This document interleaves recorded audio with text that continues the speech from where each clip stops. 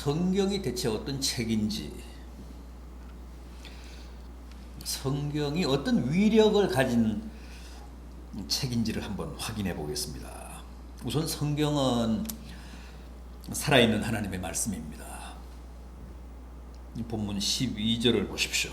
하나님의 말씀은 살아있고, 그렇게 시작합니다. 베드로전서 1장 23절도 하나님의 살아있고 항상 있는 말씀이라는 표현이 나옵니다. 그렇습니다. 비록 3000년 전, 2000년 전에 기록된 말씀이지만 성경 말씀은 지금도 여전히 살아 숨쉬는 하나님의 말씀입니다. 지금도 여전히 뜨거운 하나님의 육성입니다. 어째서 그럴까요? 말씀하신 하나님이 여전히 살아계시기 때문에 그렇습니다. 그래서 성경은 지금도 절대 죽은 경전이 아닙니다. 화석화된 고전이 아닙니다. 살아 숨쉬는 싱싱한 책입니다. 여러분, 살아있는 하나님의 말씀을 붙드십시오. 그래야 내가 삽니다.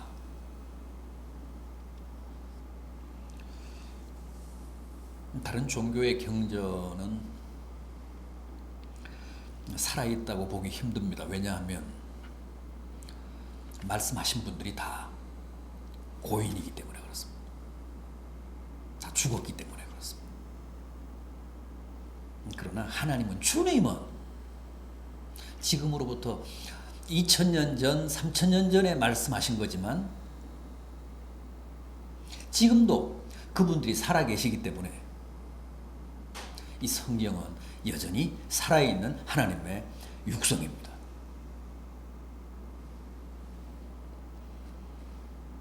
교회에 나와서 우리가 가장 힘써야 할 일, 신경 써야 할 일은 바로 이 살아있는 하나님의 말씀을 듣는 일입니다. 그게 내가 사는 길이기 때문에 그렇습니다. 화병에 꽂힌 꽃은 아무리 아름다워도 오래가지 못합니다. 왜 그럴까요? 자양분이 계속 공급이 되지 않기 때문에 그렇습니다. 우리 성도들도 마찬가지입니다. 계속 싱싱한 하나님의 말씀이 공급이 돼야 우리의 영혼이 시들지 않습니다. 건강합니다. 살아있는 싱싱한 하나님의 말씀이 끊임없이 공급돼야 내 영혼이 시냇가에 심은 나무처럼 늘 청정합니다. 시절을 쫓아 아름다운 열매도 맺습니다. 부디 살아있는 하나님의 말씀으로 여러분들의 심령과 여러분의 삶이 늘 살아있기를, 싱싱하기를 진심으로 기원합니다. 또한 성경은 운동력이 있는 하나님의 말씀입니다. 계속되는 12절 말씀 보십시오. 운동력이 있어. 하나님의 말씀은 활력이 있어. 좌우에 날선 어떤 검보다 예리하여 혼과 영과 및 관절과 골수를 찔러 쪼개기까지 하며 그랬습니다. 활력이 있다, 운동력이 있다. 그래서 지금도 좌우에 날선 어떤 검보다 예리해서 우리의 혼과 영과 및 관절을 찔러 쪼갠다고 합니다.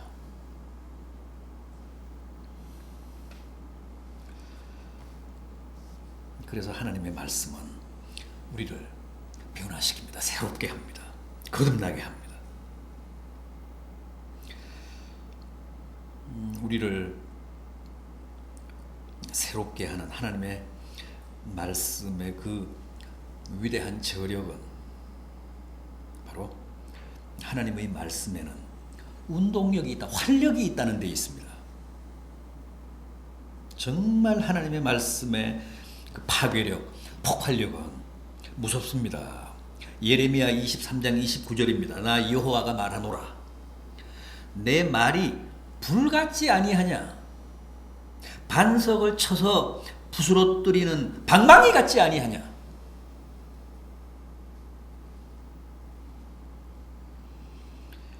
하나님의 말씀이 뜨거운 불 같고 한 방에 반석을 박살내는 방망이 같다고 합니다.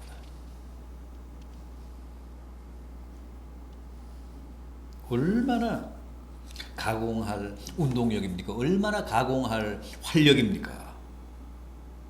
세상에서 하나님 말씀보다 더 예리한 칼, 더 날카로운 검은 없습니다. 우리의 관절, 골수까지, 우리의 혼과 영까지도 찔러 쪼갭니다. 에스겔서를 보십시오. 골짜기에 흩어진 수많은 마른 뼈들이 하나님의 말씀이 선포되자 어떻게 됐습니까? 서로 맞춰지고 거기에 힘줄이 생기고 살이 오르고 가죽이 덮이고 마침내는 거대한 하나님의 군대로 편제됩니다. 이게 바로 하나님 말씀의 그 활력, 운동력의 열매입니다. 태초에 하나님이 무엇으로 이 세상을 창조하셨습니까? 순전히 말씀으로 빛이 있으라, 새들이 있으라, 나무가 있으라. 그렇게 해서 그대로 됐다고 하지 않습니까? 주님도 풍랑이 는 험한 바다를 향해 잠잠하라, 고요하라, 그렇게 말씀하심으로 바다를 평정하셨습니다. 하나님 말씀의 압도적인 활력, 운동력 때문에 그렇습니다. 부디 주님 말씀의 그 막강한 힘으로, 주님 말씀의 그 예리함으로 늘 생동력이 넘치는 역동성으로 충만한 신앙생활 하시게 되기를 진심으로 바람하지 않습니다. 또한 성경은 사람의 생각과 뜻을 감찰하시는 하나님의 말씀입니다. 감찰한다.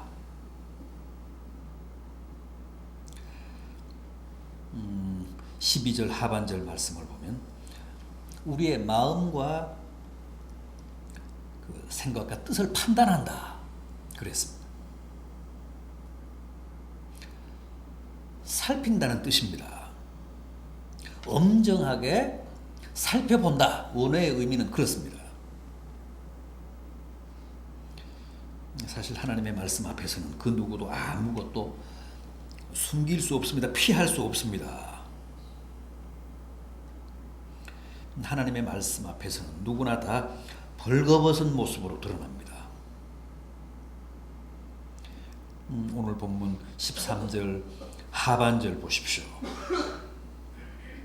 만물이 벌거벗은 것 같이 드러나느니라.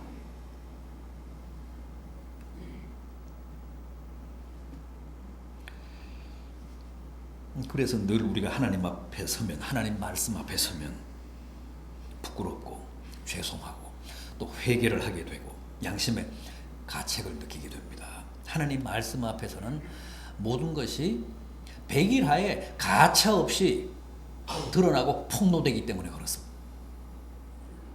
하나님의 말씀의 빛은 너무 강렬하고 강력해서 우리의 모든 허물과 그릇된 생각이나 뜻이 다 폭로됩니다. 드러납니다. 누가복음 5장을 보면 베드로의 소명 장면이 나옵니다. 주님이 베드로에게 깊은 데로 가서 그물을 내리라. 그래서 베드로가 그렇게 했더니 정말 물고기가 그물이 찢어지도록 많이 잡혔다고 했습니다. 그런데 다음 순간에 베드로가 이상한 행동을 하죠. 감사합니다, 고맙습니다 하지 않고 갑자기 주님 앞에 무릎을 꿇더니 뭐라고 했습니까? 주여, 나를 떠나십시오. 나는 죄인입니다. 무슨 뜻입니까? 베드로는 그동안 자기가 특별히 남다른 죄인이라고 생각해 본 적이 없습니다. 그런데 주님 앞에 서자, 주님 말씀 앞에 서자 자신의 적나라한 모습이 다 드러나더라는 거죠. 그래서 감사합니다, 고맙습니다가 아니라 저는 죄인입니다. 저를 떠나십시오.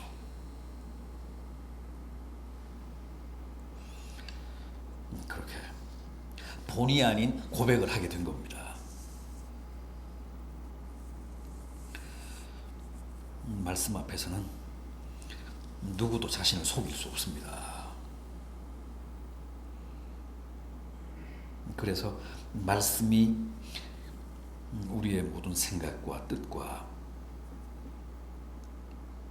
가치 판단의 절대적인 규범과 기준과 잣대가 돼야 내 삶이 하나님 뜻에 합당하게 됩니다. 내 판단이 옳은지 그른지 내 생각이 바른지 틀렸는지 어떻게 압니까? 말씀의 잣대에 비춰봐야 합니다. 지금의 내 삶이 정당한지 부당한지도 오직 말씀에 비춰봐야 확인이 됩니다. 말씀이 내 삶의 감시자입니다.